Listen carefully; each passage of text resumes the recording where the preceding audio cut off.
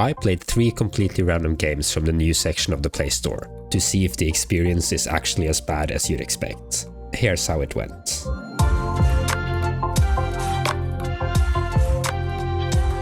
Now, we have a problem straight off the bat. Since there isn't actually a new tab anymore on the Play Store, finding new games isn't as straightforward as you'd think. Trying to use the new section of the top games tab instead, we're hard pressed to find a game with less than 100,000 installs, let alone anything released in the last day. But the AppBrain Marketplace thankfully comes to our rescue.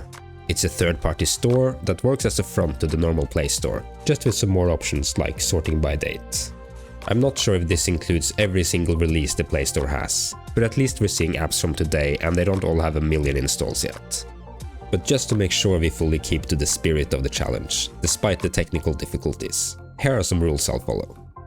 The game must have less than 1000 installs, and ideally less than 100. It must have been released in the last week. It cannot be complete shovelware. I'd like the developers to have actually cared about the game. No malware, no gambling, and if I accidentally happen on a game from a large studio right as it releases, I'll ignore it, since we'd rather have a look at some smaller indie games if possible. And this was all downloaded and played on the 28th of February 2023.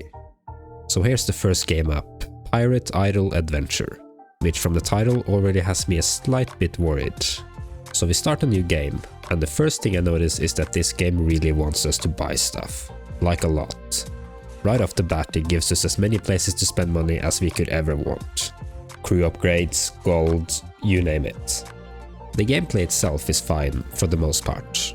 There isn't that much to it, as may be expected from an idle game, and variety seems sorely missing, but we can upgrade our ship and everything seems to be working fine. That is, until we get to this island and are expected to buy a crew, which doesn't work at all. None of these buttons do anything, even though I think we have the resources we need. So now we don't have a crew, making the second area impossible as far as I can tell. I tried a couple of times to get past here, but nothing I did ever got close to defeating this ship. Then we lose, and we find out that even though your level resets between rounds, the upgrade prices very much doesn't. So suddenly our first level costs as much as the last one from the other round, but we have no money now since we just started, meaning we just immediately die. Not sure if that's on purpose, if so it makes playing without paying impossible after the first attempt. So you better have enjoyed that first round, because that's apparently all you get. A restart does seem to fix it though, so hopefully just an oversight. But if you're still set on braving the 7 seas, there might be a lot of restarting this app in your future. Not sure I'd really recommend it. Next up is Bus Simulator, which is a game about driving buses. And for the fun of it, let's see how many ads I get shown before I ever get to actually drive a bus. Let's see, that's 1, 2, okay. And click the button, so that's another ad. Oh, and another one there just for good measure. And there's our bus. Yeah, and the actual gameplay is not exactly exciting either, mostly consisting of driving through these rings very slowly. And saving these guys from clipping through the floor, of course. And that's as much as I found out before the ads became too much for me. And then next, since we already did Bus Simulator, how about Train Simulator? Or more like Train Station Simulator, I guess? In this one you're tasked with managing a very empty looking train station, and it's up to you to run around performing all of the menial tasks needed for everything to run. As you start raking in the cash, however, you can begin hiring other people to help you out, by having them pick up one of your jobs, each at like 1/10 the speed. Not the enthusiasm I was looking for exactly. But that's fine, this is where the upgrade system comes in. And I know what you're all thinking. Everything is slow, check. You have to wait to earn cash, check. Cash buys upgrades, check. This is the time for in-game purchases, right? And no in-game purchases.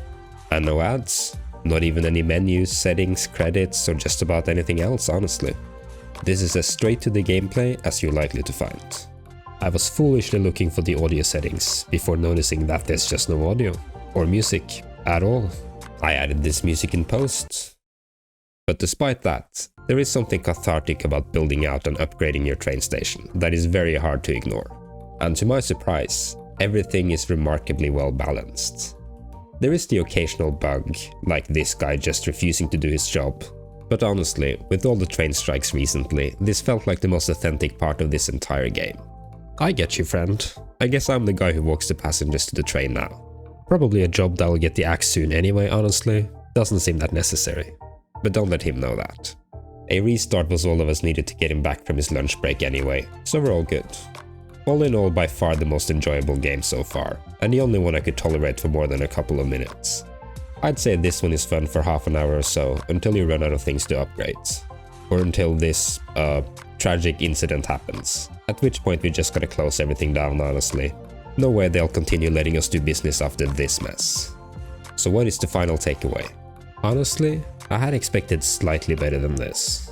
I hadn't expected good, but I had expected games that felt less hostile. So perhaps the real takeaway is that it may be for the best that Google shut down the new releases list after all. Train Station Rush is unironically kind of fun though.